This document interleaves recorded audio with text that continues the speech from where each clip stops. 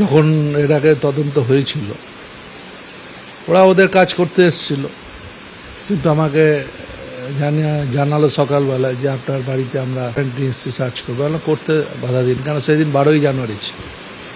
আমি ওদের বলেছিলাম শুধু দিনটা 12ই জানুয়ারি, আমার অনেক প্রোগ্রাম আছে, শিডিউল আছে, এই দিনটা না হলে ভালো হতো। এই হোক, আপনারা এসছেন, আপনাদের কাজ আপনারা করুন।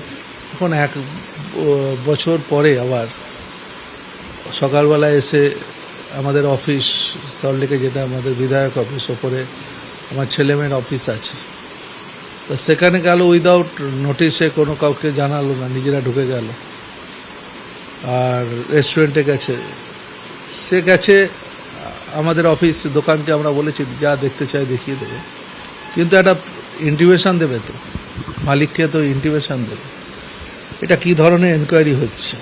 আমার মনে হয় সবটাই একটা ব্যাপার, বোগাস ব্যাপার। তার কারণ হচ্ছে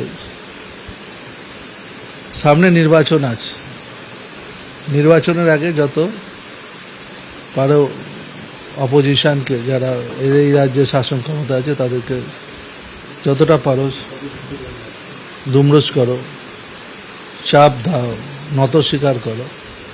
কিন্তু আমি পরিষ্কার বলি, নত স্বীকার করবার কোনো বিষয় নেই। তার কারণ আমরা এমন কোনো কাজ করি না যেটা মানুষ আমাদের বলবে কিংবা সোসাইটি আমাদের বলবে।